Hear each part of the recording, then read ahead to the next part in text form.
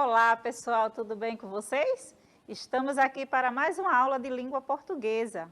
Então, eu me chamo Adriana, este é o meu sinal, e estou aqui com o nosso amigo Plínio, que é o nosso intérprete de hoje, e a professora Viviane, já ali conectada com vocês.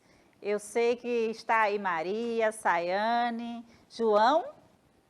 E tem alunos aí interagindo já no chat, estavam na aula de matemática com a professora Briane e o professor Tiago. E agora vamos continuar com a aula de língua portuguesa. Então, prepara o seu ambiente aí. Eu sei que vocês estão assim, bem conectados, não é? Pelo celular, pela TV. Então, vocês já sabem aí o QR Code que aparece, os dois, como faz todo esse processo. Então, prepara o ambiente, seu material. Vou sempre repetir isso. A parceria da escola junto com a família é uma parceria perfeita. Então, não deixa de pedir ajuda para o seu responsável, seja seu pai, sua mãe, seu avô, sua avó, sua tia, não é? Se você tem alguma dificuldade no ambiente, na tranquilidade, momento de aprendizado é um momento de cooperação. Então, toda a família junto, cooperando com a escola para que este aluno, esta aluna, seja o melhor, a melhor, não é? Então, estamos aqui contribuindo para isso. Vamos lá começar a nossa aula de hoje, que é o histórico das fábulas. Nós já vimos este gênero da narrativa. E aí, agora, nós estaremos dando continuidade, não é? Revendo isso aí. Mas antes disso, eu gostaria de passar para a professora Viviane dar um alô para vocês, tá bom? Antes de começarmos o conteúdo, enquanto vocês se organizam aí, tá bom? Professora Viviane. Oi, gente, tudo bem com vocês? Eu já estou aqui no chat, fazendo a comunicação, né? Tentando falar com vocês. Já percebi que tem um monte de gente acompanhando a aula, que estava assistindo a aula de matemática e que continuou para a aula de português. Então, se vocês tiverem alguma dúvida, algum comentário a fazer a respeito da aula, não hesitem, não se acanhem, tá certo? Não fiquem com vergonha. Podem fazer que eu vou aqui me comunicar com vocês, tá certo? E fiquem com essa aula maravilhosa da professora Adriana, que eu sei que vocês amam assistir, tá certo? Então, pessoal, vocês estão aí ligadinhos. Então, vocês que acompanharam as outras aulas de fábula, nós já falamos sobre fábula com vocês. Só que hoje vamos ser específicos e traremos também uma fábula, não é, para a gente aqui nesse momento, tá bom? Então, há muitos e muitos anos, o ser humano começou a contar história de todos os tipos. E foi contando essas histórias que elas chegaram até nós. Então, de todos os tipos. E no meio dessas histórias está as fábulas. Umas que explicavam as coisas da natureza, outras que falavam sobre suas viagens, sua vida e seus desejos. Tem livros que falam sobre a vida das pessoas? Tem histórias? Tem. Sobre os desejos? Tem sim. Né? Tem livros, histórias que falam sobre a natureza? Tem sim. Umas com fadas e seres mágicos, outras com animais ou objetos com qualidades humanas. E aí? Vocês gostam desse mundo fantástico, mágico? Eu adoro. E aí a professora Viviane também ama este mundo fantástico, mágico, ama histórias. E aí conversem com ela aí no chat, tá? A fábula é um desses tipos de história de que estamos falando e são contadas há mais ou menos 2.800 anos. Olha quantos anos, não é verdade? Então, Então, fiquem aí ligadinhos neste conhecimento sobre este gênero da narrativa. Geralmente, elas apresentam uma cena vivida por animais, plantas, objetos que agem e falam como se fosse gente. E aí é tudo no imaginativo, não é? Então, tudo se transforma em personagem. Os animais, as plantas. Tem pessoas que talvez não gostem desse gênero, mas esse gênero, ele ensina, ele é educativo. E por que não trabalhar? Por que não conhecer? Por que não aprender com este gênero? Elas são contadas ou escritas para dar um conselho, alertar sobre algo que pode acontecer na vida real, para transmitir algum ensinamento, para fazer alguma crítica ou uma ironia. Então, a fábula, dentro deste gênero, tem toda essa gama de aprendizado.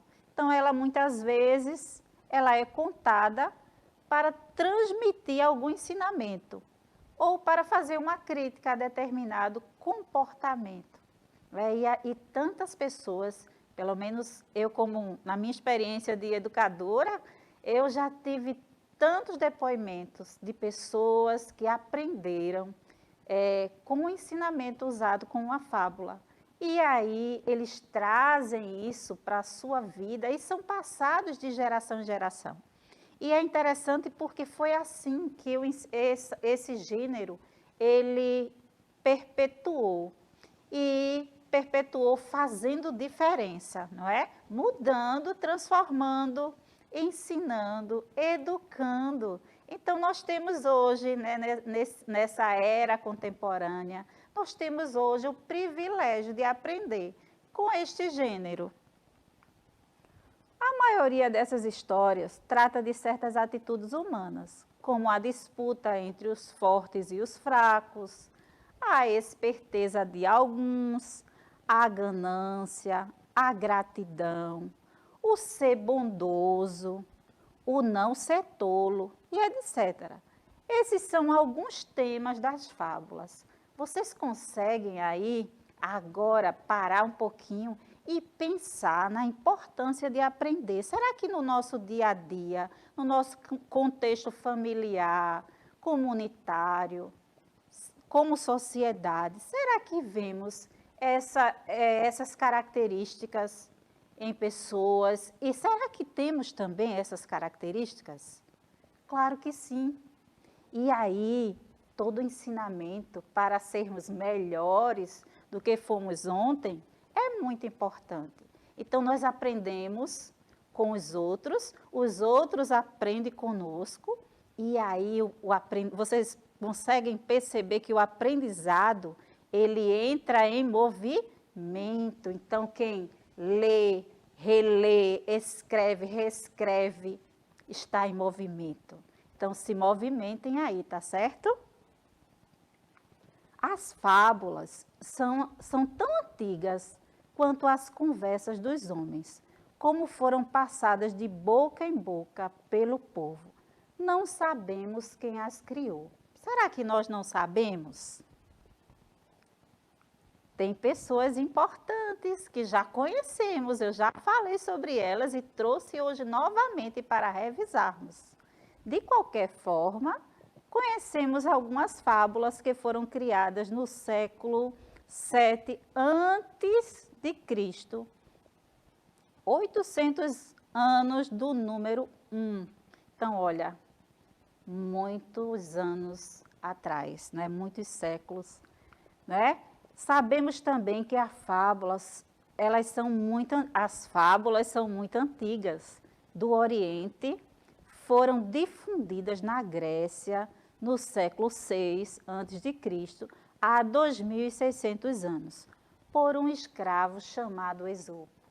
E aí, Esopo, quando falei dele com vocês, eu dei ênfase a quem foi Esopo. Esopo foi um escravo. E aí, vocês já estudam história, e a vida do escravo não era uma vida muito favorecida. não existia muito bem para que ele estivesse alegre, para que ele fosse motivado a ler, a escrever, a ter desejo de crescimento. Talvez existissem, eu acredito que muitos deles tinham mais o desejo de morrer do que de viver, porque o sofrimento era tão grande. Mas Esopo era um escravo diferenciado. Ele queria crescer. E a motivação é tudo na nossa vida. Ela transforma a maneira de ver a vida, como é que vamos proceder diante daquilo que temos diante de nós. E aí hoje vocês têm o quê? Vocês estão com 12, 13 anos, 10 anos, 11 anos. Quem está me assistindo pode ter também adultos, não é? Adolescentes de 17 dentro de casa, mãe de 40. E falar de motivação, não é? Envolve todos nós, adulto, criança, adolescentes, jovens, os mais experientes da terceira idade. Vocês sabiam que a motivação pode nos levar a uma melhoria na nossa saúde mental, física? E Esopo, mesmo sendo escravo, ele estava ali motivado, ele queria crescer. E ele escreve, ele estuda, ele escreve, ele passa seu conhecimento para os outros. E esse conhecimento que ele teve, ele escreveu fábulas. E essas fábulas, elas chegaram até nós, de geração em geração. Não é? Ela foi perpetuando. E será que o que estamos fazendo hoje não vai perpetuar? Vai sim. Então, você pode escrever a sua história diferente. Vamos seguindo. Mais tarde, nos anos de 1600, não é? Século XVII, o escritor francês Jean Lafontaine,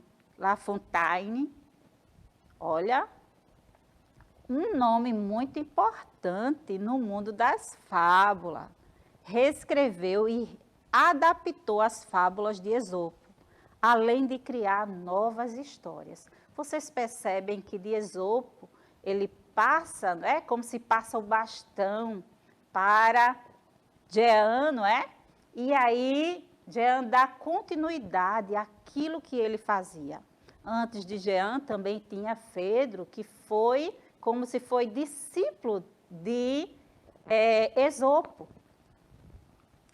Muitos outros escritores escreveram fábulas no mundo inteiro, não só esses que nós trouxemos. Teve outros que escreveram também.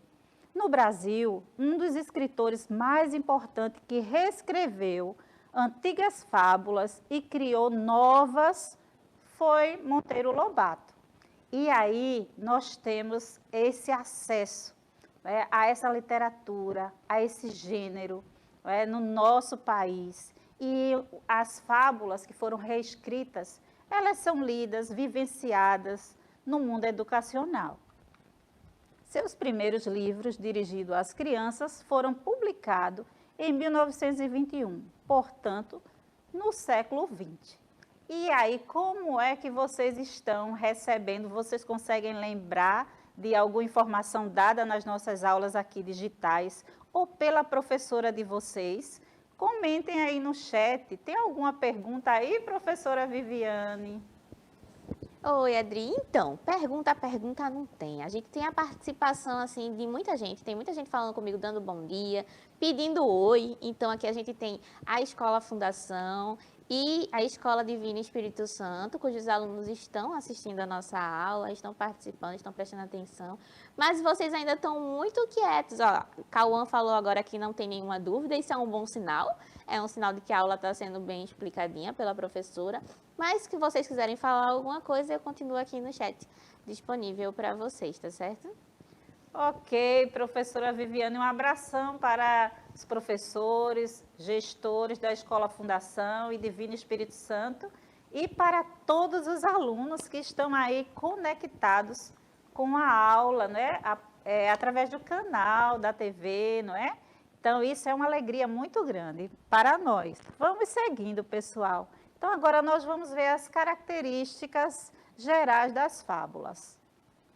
A narrativa alegórica, não é? Figurada em prosa e verso. comportamento antropomórfico que é de forma semelhante à dos humanos, né? Então, os animais, as plantas, quando são usadas dentro do gênero, esse comportamento, né? Ele é semelhante, essa palavra, né, enorme aí, né? É difícil de falar, vamos falar, ler com paciência. Antropomórfico. Toda vez que você lê uma palavra grande, né, e você sentir dificuldade, leia tranquilamente. Olha a importância do ler e reler. Isso ajuda muito.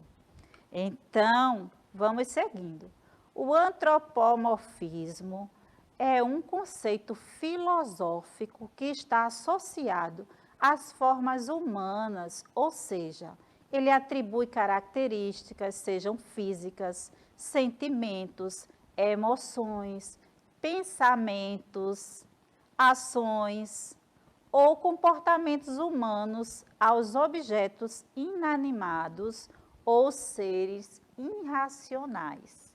Então, quando lemos uma fábula, nós percebemos os comportamentos, as ações.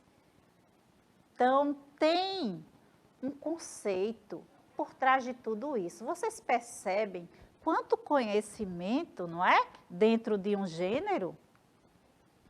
Apresentações dos aspectos, virtudes, qualidades e defeitos do caráter do ser humano, através do comportamento dos animais. Então, nós percebemos, né, esses aspectos, virtudes, as qualidades, os defeitos. E aí?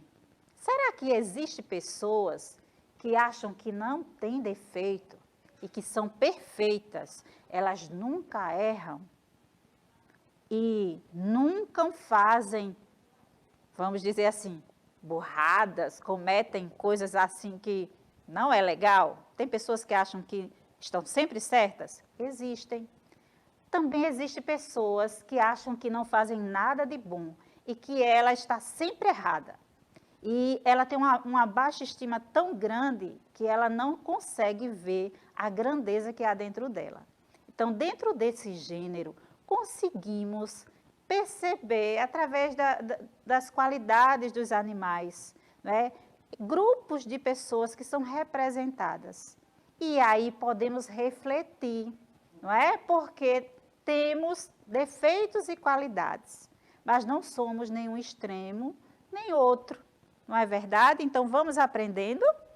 Por ser um gênero transmitido oralmente, existem várias versões de uma mesma história. Personagem tipo, o que é isso? As personagens da fábula são denominadas personagens tipo, pois representam o comportamento de um conjunto de pessoas e não de forma individualizadas.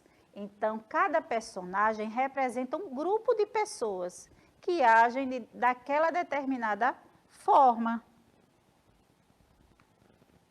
Alguns exemplos são a formiga, que representa a cigarra. Na fábula da formiga e da cigarra, não sei se vocês lembram. Quem não lembra, ou pode ter alguém aqui que não conheça, eu vou só dar um spoilerzinho. A cigarra é aquela personagem que só canta e quer se divertir no bosque e não se preocupa com o trabalho. E a formiga representa aquela pessoa que trabalha, que se planeja. E aí nós temos aqui a cigarra representando, né? Alguém que não tem muita responsabilidade, que não está muito preocupado com o dia de amanhã, não é? E não temos que nos preocupar, mas temos que nos planejar, não é? Porque é importante. E aí tem a formiga representando o grupo dos trabalhadores, aquela que trabalha incansavelmente para que na hora da dificuldade tenha mantimento lá, não é? Na sua casa. E aí é interessante. Será que tem aprendizado para a gente? Será que muitas vezes somos cigarra e aí precisamos aprender um pouquinho com a formiga? Será que muitas vezes estamos sendo formiga e precisamos, não é, ter um pouquinho do temperamento da cigarra? Vale essa reflexão, né? Que tal ouvirmos uma fábula? Vamos lá? É curtinha, mas bem legal, presta atenção.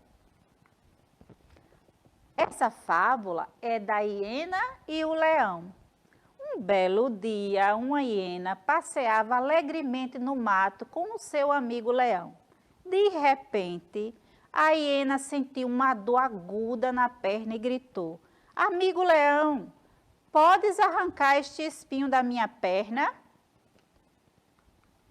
O leão veio acudir-lhe imediatamente, mas em vez de livrá-la do espinho, cortou-lhe a perna. A hiena morreu poucos dias depois. E aí? Moral da história. Qual é a moral?